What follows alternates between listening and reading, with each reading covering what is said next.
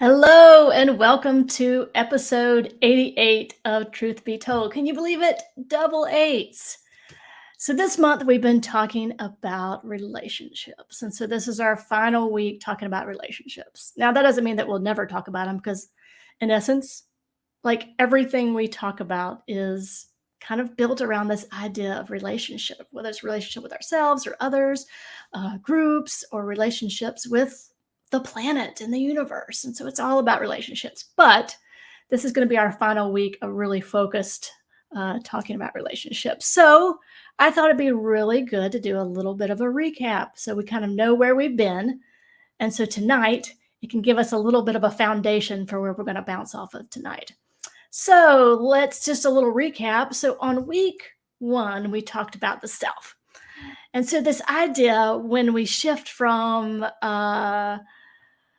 identifying completely with our emotions to this idea that there are parts of ourselves, that we are made up of so many parts, and each part is a valuable aspect of ourselves. And so when we start getting kind of down in the nitty gritty of ourselves and learning about all these different parts, we can recognize how integral it is to appreciate and love all the parts of ourselves, and how this really serves to enhance our relationships outside of ourselves.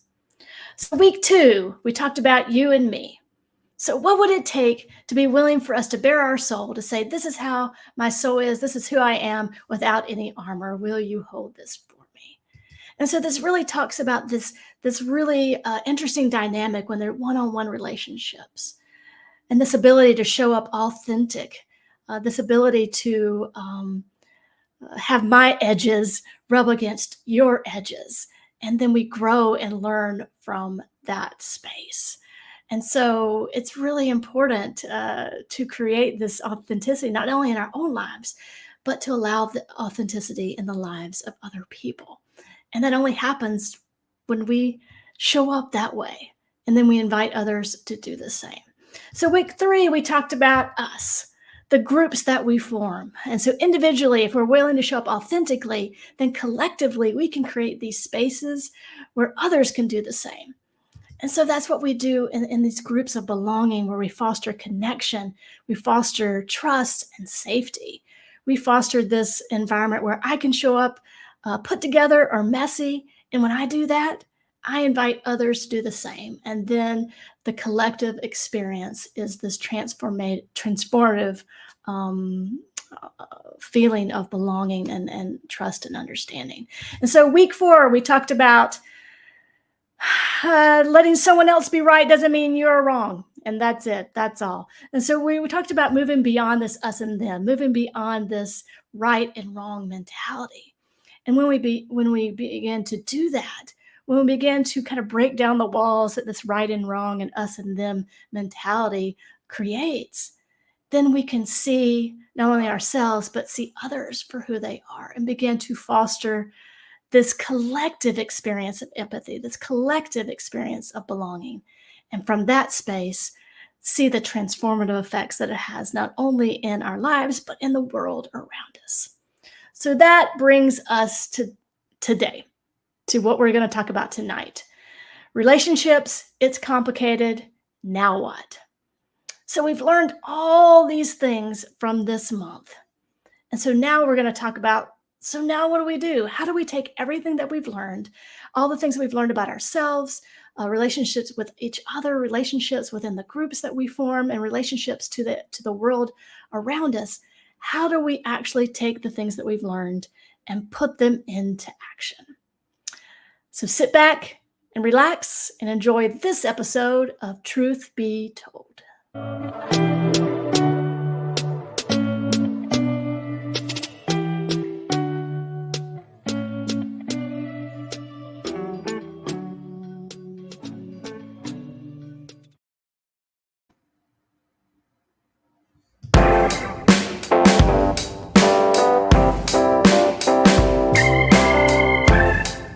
So we've talked a lot about relationships this last month. Let's take a look at one of the challenges that may arise from all this stuff that we've been learning. The challenge is that maybe nothing changes. Right? This is a common phenomenon that happens to spiritual seekers, personal growth, aficionados, people that are just trying to learn new things. You know, you read a great book and you have this aha moment. You go to a workshop or you take a new class and you really get jazzed up. You're gonna make some changes in your world and it's gonna be magical. You know, we have this kind of long going joke at our house. We say, you know, things are gonna change around here.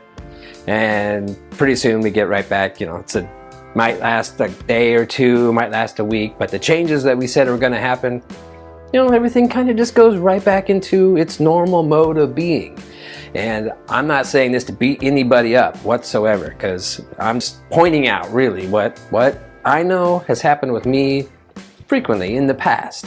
And part of that, not being discouraged, is I want you to appreciate that every little thing, that aha moment that you have, it kind of is building this foundation. And sometimes they will surprise you when they kind of pop out of nowhere, when you are in a challenging situation and then something in the back of your mind kind of whispers, this is a chance to try that thing differently. That's when you feel good about all the work that you've been doing and you know that it is paying off. And again though, right now, the challenge that I want to bring up, and this is a gentle reminder that we have to take intentional change. When we have these new moments of growth, it takes kind of a repetition of beating it into ourselves just over and over. Setting a plan, like really making a plan of action is important. I know for me, like through this month, I'm like, I need to rekindle some of my one-on-one relationships that, you know, I've been kind of neglecting. And I've reached out to one person this whole month, but it was one person that otherwise I wouldn't have remembered to reach out to. So that to me is a win. So let's just all think about, you know, all our relationships, and remember, you know, how they all start with us individually, our relationship with ourselves, and go easy on ourselves. Remember that we are learning new ways of communication, intentional ways of fostering healthy, thriving relationships, that it begins with the relationship with yourself and you take it out. And whatever kind of reminder works for you, whether it's an alarm on your phone that goes off every day at a certain time that just says, think about your relationships. Whatever it is, wake up in the morning, journal at night, different things, different tricks and techniques that we can start to implement all these things that we are learning and want to utilize in our lives to just really make life more enjoyable. Because I think that's really what we're here for, is just to enjoy this rich world of infinite experiences. So don't beat yourself up, and remind yourself, like, if I want things to be different in my life, I need to get out there and do things differently.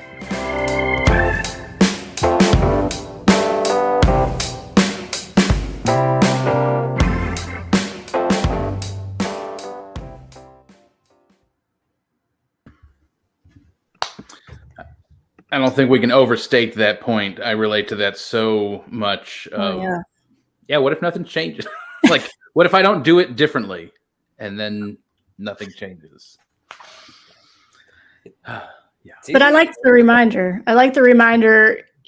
like these that just small intentional cues or reminders. And I think for me, what happens for me is, like, I want to see, like, the end result change, which usually it's like a complete 180 from where I'm standing. And so, you know, say it's whatever change I want. And so the day one, I'm like, well, damn, there we go. We didn't get to the end result. Screw it. Yeah. It's like, that didn't work. But I think it's just those, like, really intentional shifts. I remember when I was in grad school, a friend of mine, we would run every morning at like 5 o'clock in the morning. And there were some days I didn't want to do that. And there were some days where we would run 5 miles and some days where we wouldn't make it a mile. And I would be always kind of like, kind of down on myself. Oh, you couldn't do the 5 miles a day. But she said, you know what? We showed up. That's the part of change. That's the part of, like, moving in a direction, is just showing up. And I've always remembered that. like sometimes it is just showing up, and in these conversations, sometimes it is setting intention, creating the framework, writing a list. I mean, all those things, reminders, or just taking, just those small steps. And what happens is for me at least, it builds confidence when you see these little small successes, and then you're like, oh wow, things are shifting. And then before you know it, you're standing in a different space than where you were when you started. Our dear friend Chris with a K and I, we do this monthly series called Not Your 90s New Thought. Mm-hmm. And it's a little spoof. It's a little fun, kind of just, poking at ourselves in the practice and whatever, and just kind of maybe not so gently calling some things out. But the premise of it is the way life used to be has been trying to shift. Yeah. And so certain things, especially within New Thought and within Science of Mind, maybe hasn't shifted as much as life is asking us to. And I think one of those things that we talk about on there a bunch is just the thing you're talking about. Like, we used to sell this teaching. I was saying we to be nice, right? Like, we used to sell this teaching as like the magic pill that, here, take this class and your entire life will immediately change. And right. Never mentioned like the work that you would have to do for that to actually happen. And so in this 8 or 10 or 12 week period, if you take this class, everything changes. Prosperity. Right. Exactly. Yeah. Right. And, lo and behold, like the 12 weeks come and go. And it's like, yeah, we talked about a lot. We had a lot of thoughts. And things during that class shifted, but the class ends, and almost always we resort back to, because we're not actively engaged in the conversation each week in the class, we go back to exactly what Chris is talking about. We go back to like that square one, the default neural pathways and whatever of just, this is where we were before, because the conversation kind of stopped. And I think we need to, we need to do a lot of things about that maybe, but one of them is kind of reframe, like, it's not about, there's no magic anything about it, right? Like, you get in what you get out what you put into it. So the work that you put in, that's what we're going to see shift. And it does take work to shift, right? But I think we have to like kind of talk about the things different, talk about the journey differently. And I think that's something that we at least try and do here, is not sell. Well, we're not trying to sell anything, but not trying to like milepost the journey and just be like, hey, this is what we're doing now here in the moment on the journey. And then we will also, reap the benefit of doing that work along the way as well. Like what used to look like the mile marker is now just kind of like a icing on the cake kind of thing, I hope. And it's not work in the fact of like, oh my God, we got to struggle and strain and sweat. And so, but it's like work in the fact of like practice. Yeah. Application is the application, a wise man once said. Yeah. Yeah. And, one of the things that you said, it feels like we go right back to square one. And it does feel like that. Like, just thinking of like the, weekend retreat, and then you come home and you get up Monday morning, and like there you got to get the kids ready for the bus. You got to get, get your breakfast ready. You got to get off to your job and all that. Like, it's easy for that stuff just to kind of filter. But like you said, like there is something going on underneath the surface though. So even when you don't necessarily feel it, like it feels like square one, but there is something different there. Yeah. And so like that kind of stuff will, pop up when you're least expecting it. And like, oh, wow, I did learn something 3 months ago during that one workshop that, had me on cloud 9 for about 48 hours and then right back to where I was. Yeah, for sure.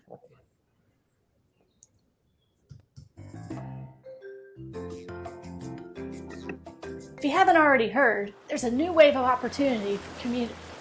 Soul Evolution Collaborative's second Sunday experience, which by the way is every Sunday at 7 p.m. Eastern, is a fun way to come together with folks. learn practical ways to apply spiritual principles, and a space to call home. A fun way to see and be seen. So come catch the wave. No previous experience required.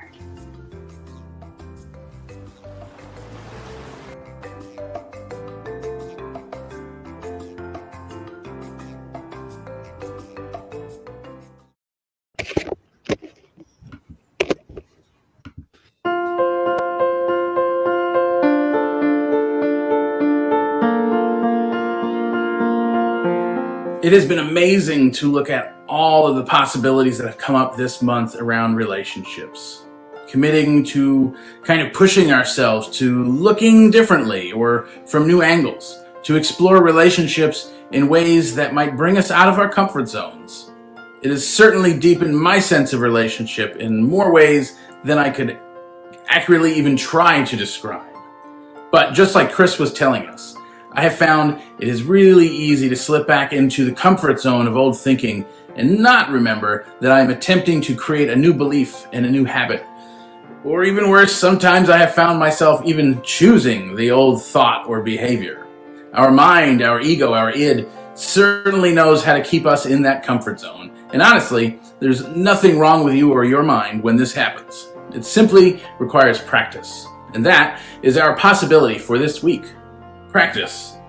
Our minds have had years to create the neural pathways and thought patterns for our behaviors, personalities, and reactions. It will take practice and repetition of these new thoughts to create new habits, new reactions, new thought patterns, and new beliefs. Well, at least that's the simple answer. The not so simple answer is that it takes intentionally engaging our attention and energy to practicing a new belief, a new thought, a new reaction as often as possible. Not beating ourselves up when we forget or when it doesn't happen, and continuously striving for the thought pattern, belief, and behavior that we desire. It is a very specific and intentional form of practice, which is something I happen to know quite a bit about. I spent 5 years in college studying music to earn a bachelor's and master's degree in music performance and composition, and it was all about practice. But not just mindless practice or repetition. Learning how to practice became a very specific skill. And I have found that it is nearly the same exact process as striving for new thoughts and beliefs. After all, practice in music was really all about learning how to think the right thing at the right time for the desired outcome. There was nothing worse than realizing you had practiced a passage of music incorrectly and had just ingrained an hour's worth of wrong music making. Those seem to be the hardest neural pathways to correct. But that wasn't even half the gig. There is a big difference between learning the right notes and rhythms and making music, a learning that tends to happen in isolation in the practice room. It was something different altogether to learn how to make music with others. Learning how to exist within an ensemble became a very specific skill. Returning to the practice room later and practicing in a way that enhanced that skill became critical. It was too easy to go back to the practice room and practice by yourself without the context of other musicians. It was necessary to learn how to practice in a way that accurately assumed the rest of the music. And this is the same for us in life. It is one thing to have an idea on our own in contemplation, essentially out of context. It's something else altogether to have that new thought in the context of an interaction with another. And isn't that what we tend to do in our spiritual practices too? We meditate, we pray, we read, all of the practices on our own. We contemplate new thoughts and attempt to uphold new ideas. But the real litmus test for what we really believe and whether the work we have done in isolation has really paid off is when we are face to face with the world around us, when we are actively in relationship to other people. And so our call is to learn how to practice, to take an objective view of ourselves and our interactions with others without any blame, shame, or judgment. And maybe it sounds easier said than done, but when we shift our focus from practicing new thoughts and beliefs to learning how to practice new thoughts and beliefs, I think it takes a little bit of the pressure off. It is the difference between expecting ourselves to always activate a new thought simply because we had it once, and then realizing we have had a new thought, and now we can practice learning how to create more opportunities to have that new thought. There is no one right way to do any of this. It is highly personal and unique, and it takes time to reflect on one's life, thoughts, beliefs, desires, etc. To mentally put those things in the context of life, to then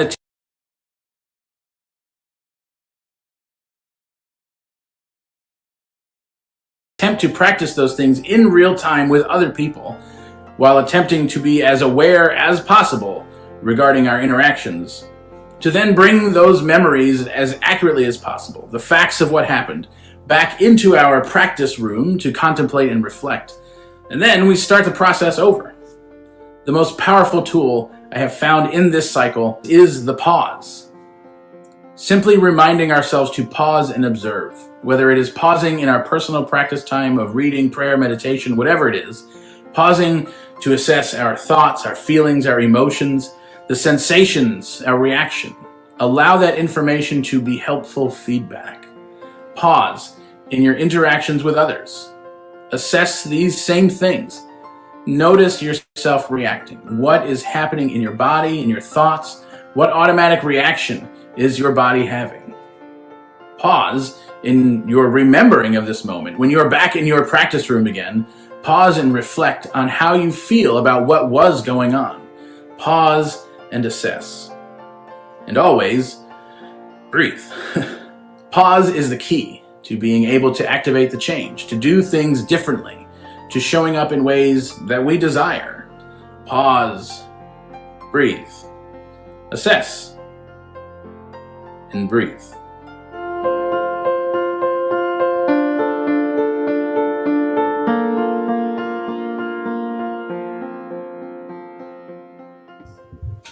Talk about aha moments. Dude, that was brilliant, man. Yeah, for sure. I love it. I remember like one of the first times, the old saying, like, well, to be a true expert at something, it requires 10,000 hours of practice. And then you can be a master. But, I read a really cool article about it, a couple of years ago. They're like, not necessarily. Like, you could put 100 hours of kind of, like you said, mindless practice. I'm just going through it. I'm going to play it again. I'm going to play it again. I'm going to do it again. Yeah. But you can, create that 100 hours in a couple hours if you pause, reflect, and be intentional about that practice. Makes a huge difference. I never thought about applying it to this kind of stuff. But it's amazing because, like, I've known for a while, like my musical journey has been totally parallel to like my spiritual journey, and so much of what I learned, in my musical career and music school and all that, like, just applies so directly, like relationships to people within the ensemble, reading people, picking up on cues, like nonverbal cues, and the conduct. Just all kinds of stuff, right?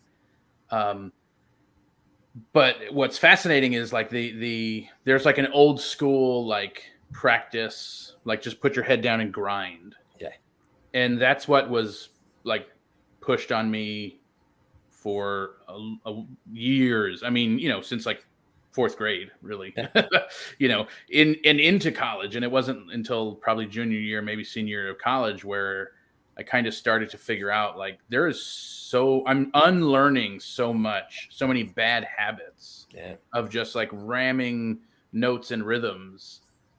And so that, so having to unlearn that stuff and then relearn it, it was much more efficient to learn it correctly the first time with new stuff. And then it was much more, the most efficient way of unlearning things was doing it really intentionally, building new correct pathways, right? And so that like directly translates to creating new thoughts and new habits and interacting with people, and the skill of, or developing the skill of objectively looking at your own musical playing without being like, I freaking suck, which is like 95% of students in music school are like, you just hear random curses and shouting and practice missed that all over. note. Yeah, seriously, missed it. Yeah, Horrible. Absolutely. Don't deserve to live. Yeah, throwing instruments across the room. All kinds of stuff. Yeah, it's nuts. so, like not having that judgment, being able to remove oneself and go like, all right, why did that happen this time? Okay, why does that thing happen every time? Yeah. It's exactly the same. It's exactly the same. The thing that stood out to me was when you said that learning to practice. And I think that it was interesting because I think when just putting that little word learning in creates this kind of observer effect, like that kind of the step back, and incorporates kind of that pause. So when I'm learning to practice, then I'm looking at what I'm doing with, a spiritual practice, or learning how to have a different perspective or a viewpoint on a specific relationship. So I'm learning to practice empathy, or I'm learning to practice compassion. Right. So it does, it creates a little bit of breathing room and a little bit of a space to stumble and get up and stumble and get up. Yeah. And so I like that. I like that concept, because I think what happens is when we have this kind of demonstrative, you have to get this go, you have to do this, kind of like you said, this kind of like, blinders on sort of operating, then I think that we can really get discouraged when we do stumble, or when we do misspeak, or when we do have an interaction that doesn't feel good. We can get really distracted by that and see that as a failure, or some sort of flaw in us, or a flaw in someone else. I mean, that happens too. And we identify as that flaw. Right. We identify as the misspoken, or the thought we didn't want to have, or the thing we wanted to say but didn't. Yeah, we are that thing, right? Right. And so I think that, by creating that space, it is this thing of like, oh, this is a thing that I did, or this is a thing that I thought, this is not who I am, And so then we can really begin to shift our perspective. And I think then we become more successful. That's not the word I'm wanting to use, but that's the word that's coming to my mind. But I think we're more,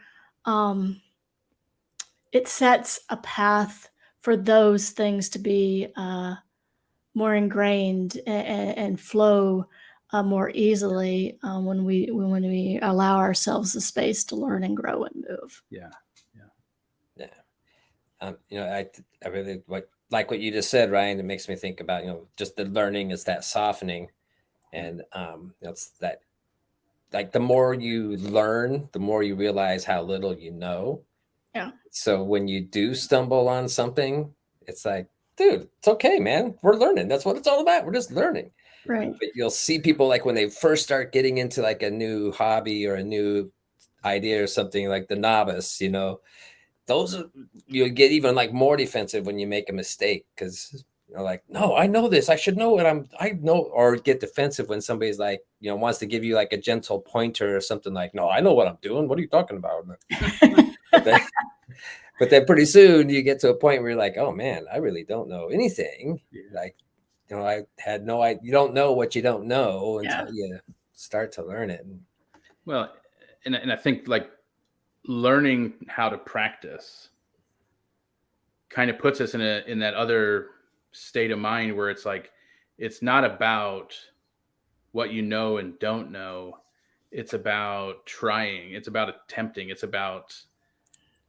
looking at it from that different angle where you can look at the people, the novice and the expert, and the knowing and the not knowing, and not get caught up in right and wrong. Well, it's kind of like we were talking about last week. It's not getting caught up in the right or wrong. It's looking at it and go, oh, maybe that way works in this one situation, and this way works in another situation, or maybe both of those things are true. Maybe they're not true at the same time, or maybe they're true for them, not true for me. I'm going to do this, or, whatever. It just puts us in a whole other perspective of,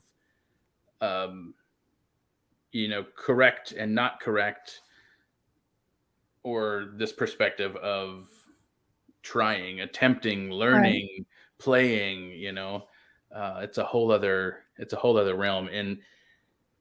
And having known all of those musicians in all of those different places, it's way more fun to play with other musicians who are also playing like Right. child's play. Like music is fun and play, right? Versus the musicians who are like, every note has to be correct, and it's like this robotic thing, and there's no heart or soul or music in it. It's just notes.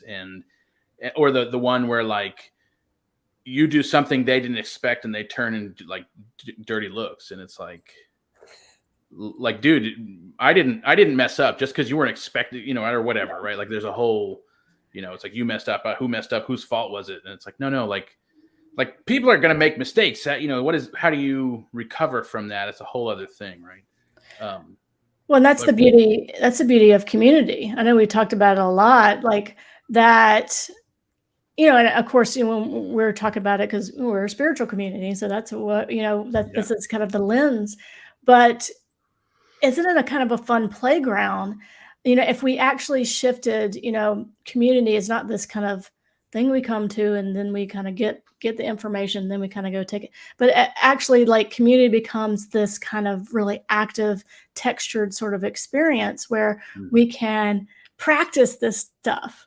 And so we've created a safe space, we've created a place of belonging. So then it becomes easier for me to practice the things that I'm not necessarily, that may not be my strength. It gives me this kind of extra space to do that and to kind of take that leap, take that step, and actually begin to put these things in practice. Is a perfect kind of playground for that. And what better way to, kind of grow in this experience than in relationship to one another. I mean, I think we only learn in relationship, either relationship to ourselves or others, or, learning happens in relationship to something. And so any sort of transformation or growth or expansion is always in relationship to something. And what a better place to practice that.